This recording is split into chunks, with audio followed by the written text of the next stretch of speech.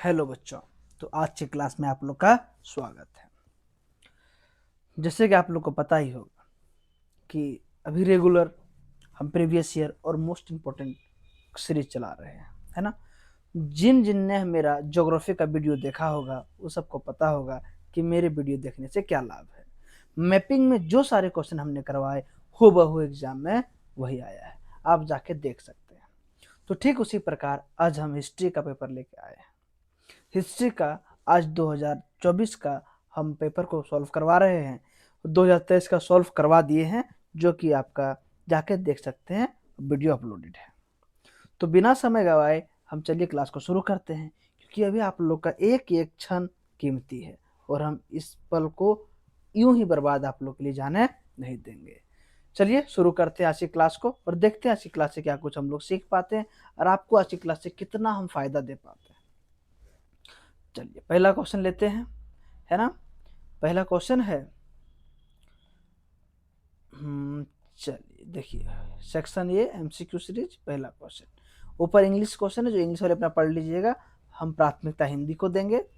पहला क्वेश्चन है, हड़प्पा सभ्यता का प्रसिद्ध बंदरगाह लोथल किस राज्य में स्थित है।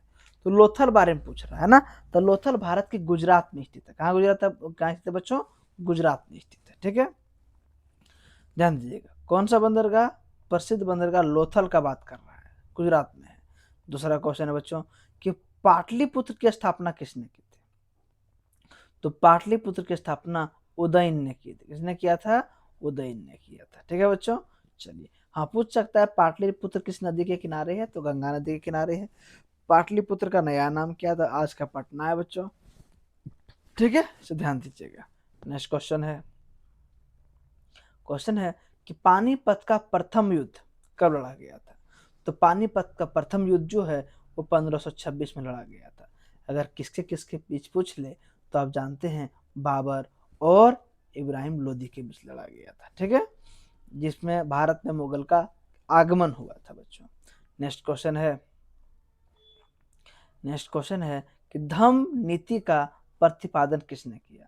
तो धम्म नीति का प्रतिपादन करने वाला और कोई नहीं, सम्राट अशोक थे। कौन थे, सम्राट अशोक थे, जिसमें उन्होंने अच्छी अच्छी बातें को मेंशन किया था। नेक्स्ट क्वेश्चन है बच्चों कि भक्ति आंदोलन के निर्गुण शाखा का प्रमुख नेता, निर्गुण का जो प्रमुख नेता था वो कालिदास थे। कौन थे बच्चों, कालिदास थे। ठीक है, चलिए नेक्स्ट क्वेश्चन की ओर चलते हैं।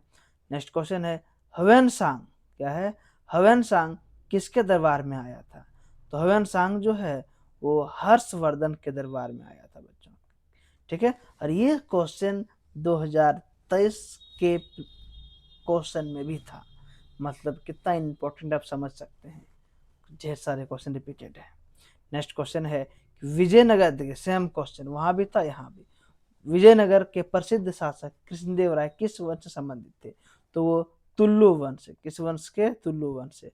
और 2023 में पूछा गया था कि विजयनगर का संस्थापक कौन था। तो हरिहर बुक्का थे। कौन थे, हरिहर बुक्का, दो भाई थे बच्चों। ठीक है, नेक्स्ट क्वेश्चन है बच्चों कि हुमायूं की रचना, सेम क्वेश्चन, कितना रिपीटेड है, देखिए कितना बेनिफिट होगा आप लोगों को वीडियो देखने से। है, हुमायूं नामा की रचना किसने की। तो गुलबदन बेगम, किसने की थी, गुलबदन बेगम ने की थी। ठीक है बच्चों, उसमें जीवनी लिखा गया था हुमायूं का। ठीक है, चलिए नेक्स्ट क्वेश्चन है कि वज्रयान किस धर्म से संबंधित है। तो वज्रयान जो है वो बौद्ध धर्म से संबंधित है बच्चों। किससे है, बौद्ध धर्म से संबंधित है बच्चों। नेक्स्ट क्वेश्चन है कि भारत का नेपोलियन किसे कहा जाता है। तो भारत का नेपोलियन जो है वो समुद्रगुप्त, किसे कहा जाता है बच्चों, समुद्रगुप्त को कहा जाता है।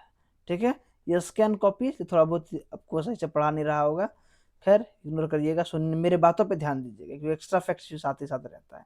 क्वेश्चन है ईस्ट इंडिया कंपनी की स्थापना कब हुई। तो ये 1600 में, पर अगर महीना पूछ ले तो दिसंबर में था बच्चों। दिसंबर 1600 में, कब, दिसंबर 1600 में ईस्ट इंडिया कंपनी का स्थापना हुआ था। नेक्स्ट क्वेश्चन है बच्चों कि संथाल विद्रोह के नेता कौन थे। तो संथाल विद्रोह के जो मेन नेता थे वो सिंधु कानू थे। वो कुल 4 भाई और दो बहन थे, ध्यान रखिएगा। सिंधु कानू और एक भाई थे चांद और एक थे भैरव। कौन थे, भैरव। ठीक है, चलिए भैरव थे। ये कुल 4 भाई थे और 2 बहन भी थी, फूलो जानो, जान जाइए साथ में ही, वैसे जेपीएससी के लिए इंपॉर्टेंट है सब, फूलो और जानो, ठीक है, जानो था बच्चों, ठीक है, चलिए जानो। नेक्स्ट क्वेश्चन है, तो कौन थे संथाल विद्रोह के नेता? सिंधु कान्हू। कब अगर पूछे तो कब हुआ था संथाल विद्रोह? तो 1855-56 में। कब? 1855 और 56 में हुआ था बच्चों, ठीक है। चलिए नेक्स्ट क्वेश्चन को चलते हैं कि 1857 का सिपाही विद्रोह कहाँ से आरंभ हुआ था? तो मेरठ से। कहाँ से? मेरठ से।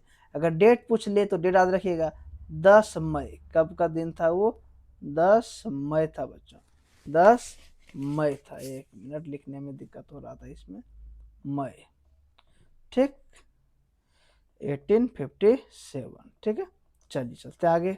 आगे है कि भारत में ईस्ट इंडिया कंपनी के व्यापारिक गतिविधियों का प्रथम केंद्र कहाँ खुला था? तो प्रथम केंद्र जो है गुजरात में। कहाँ खुला था बच्चों? गुजरात में खुला था।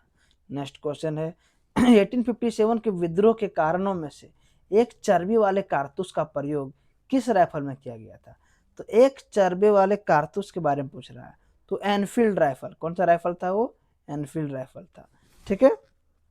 चलिए नेक्स्ट क्वेश्चन है, और ब्राउन बेस भी था उस पर, जो क्वेश्चन है उसका एनफील्ड है, ठीक है। नेक्स्ट क्वेश्चन है बच्चों कि रैयत बाड़ी व्यवस्था किसने लागू की थी?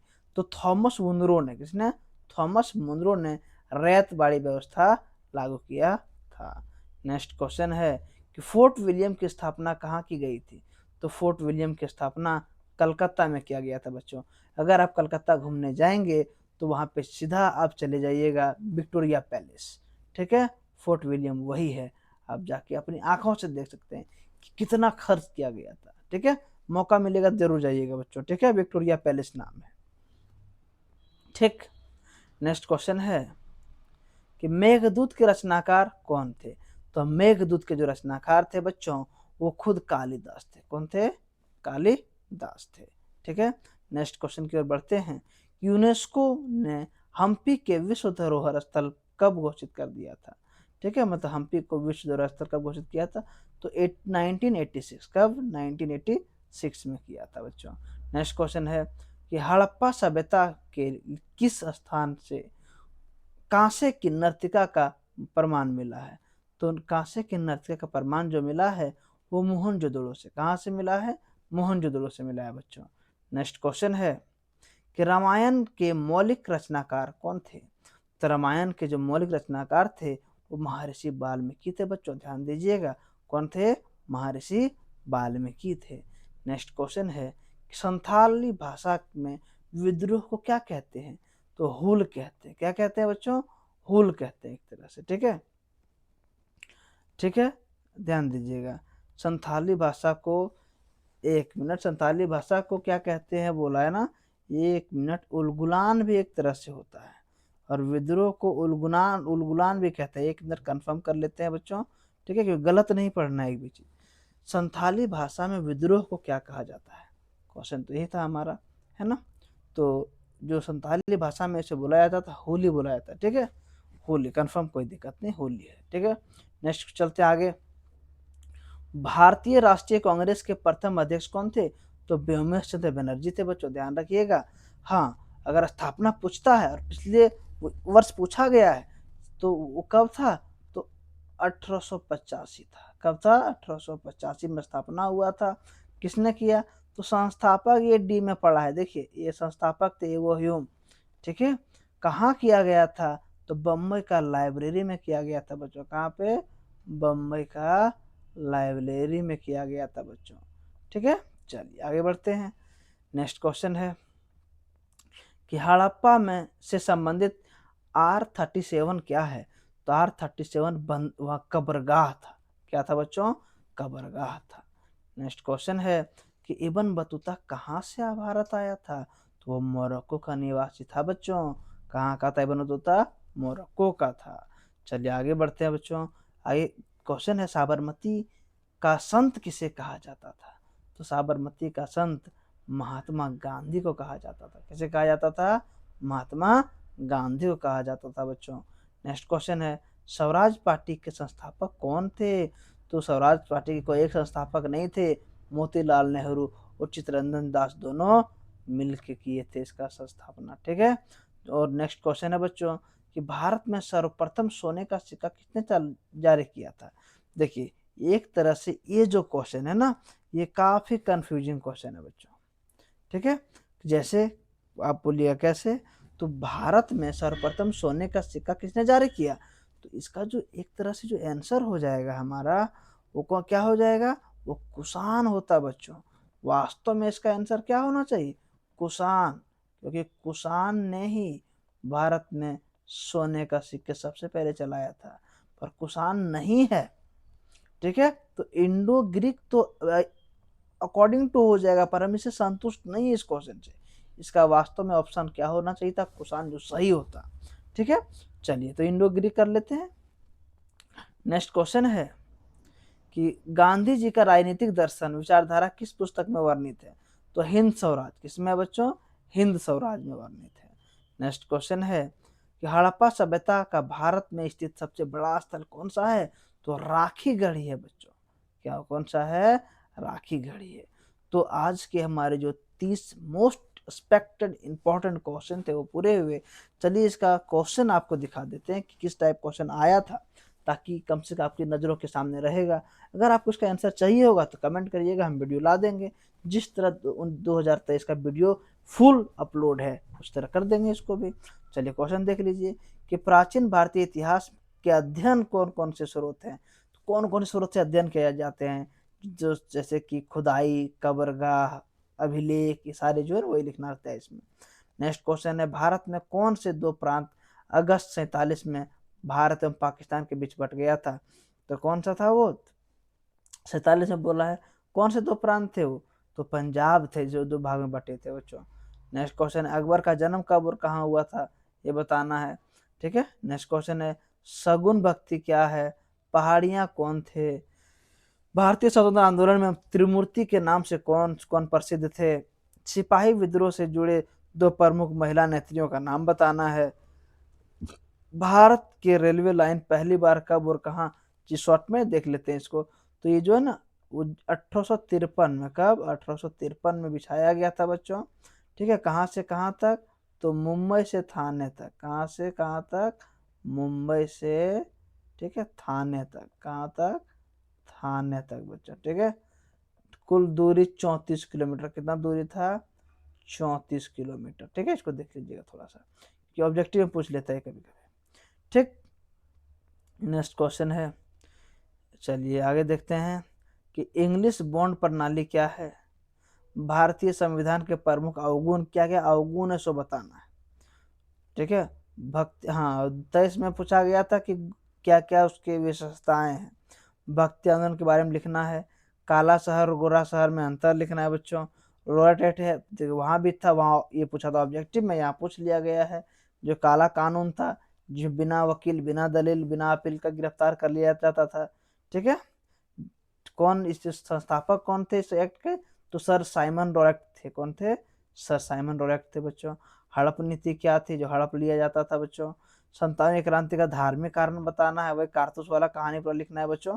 ठीक है। जो क्लास में कराया गया है बढ़िया से। चंपारण सत्याग्रह के बारे में लिखना है बच्चों। ठीक है। जो गांधी जी आए थे, नील की खेती वगैरह जो हुआ था वहां पे। नेक्स्ट क्वेश्चन है संताल विद्रोह के कारण और स्वरूप बताना है, कैसे हुआ था, क्या हुआ था। फुल डिटेल में इसका वीडियो ला देंगे अगर आप कमेंट करिएगा तो। नेक्स्ट क्वेश्चन है भारतीय स्वतंत्रता आंदोलन की गांधी जी द्वारा प्रयोग की गई कौन कौन से प्रमुख हथियार थे? सत्याग्रह था, नॉन कॉपरेशन था, मतलब सहयोग था। ठीक है। बहिष्कार जो किया था सब लिखना है बच्चों। ठीक है। एक इतिहासकार के रूप में अकबरनामा के लेखक अबुल फजल की भूमिका लिखना है। अबुल फजल के बारे में बहुत ही बढ़िया है क्वेश्चन है, आप थोड़ा सा अगर पढ़े होंगे तो ध्यान होगा, और नहीं तो फिर हम करा देंगे। बस आप कमेंट कर दीजिएगा, अभी टाइम 2 दिन है। नेक्स्ट क्वेश्चन है मौर्य साम्राज्य के पतन का क्या कारण था? ये भी मोस्ट, देखिए राजा, इसको समझा देता शॉर्टकट में, सुन लीजिए एक बार। मौर्य साम्राज्य के पतन का कारण जो मेन रीजन था, राजा का योग होना। टॉपिक बता रहे हैं, आप लिखिएगा इस पे। ठीक है। राजा का योग होना, सैन्य कुशलता का अभाव। ठीक है। धन का अत्यधिक खर्च, भोग विलासिता का जीवन। ठीक है। राज्य का विस्तार की नीति, ठीक है। आर्थिक कारण, सामाजिक कारण, मंतरियों में आपसी फूट, ये सारे लिखिएगा बच्चों। ठीक है। मानसिक कारण, ये सब लिखिएगा, तभी आपको मार्क्स मिलेगा। पॉइंट बनाना जरूरी है। कालिदास की जीवनी लिखना, कितना इजी क्वेश्चन है देखिए। जीवनी शिक्षा प्रमुख उद्देश्य लिखना है। भारतीय संविधान के प्रमुख विशेषता देखिए, सिर्फ सेम क्वेश्चन रिपीटेड है, सब बेहतरीन ढंग से कर जाइएगा। ये 2023 का वीडियो में अपलोड कर दिए हैं, आप देख लीजिएगा, जस्ट इसके नीचे वीडियो होगा बच्चों। ठीक है। तो आज के हमारे ये टॉपिक खत्म हुए। अगर आप लोग को क्लास पसंद आ रहा है तो वीडियो को लाइक शेयर सब्सक्राइब जरूर करिएगा बच्चों, ताकि थोड़ा मोटिवेशन मिलता रहे और आप लोग के लिए मेहनत करने का और भी मन बने। ठीक है बच्चों, फिर मिलेंगे हम लोग एक नए टॉपिक के साथ बहुत जल्द। आज की क्लास को यहीं विराम देते हैं। धन्यवाद।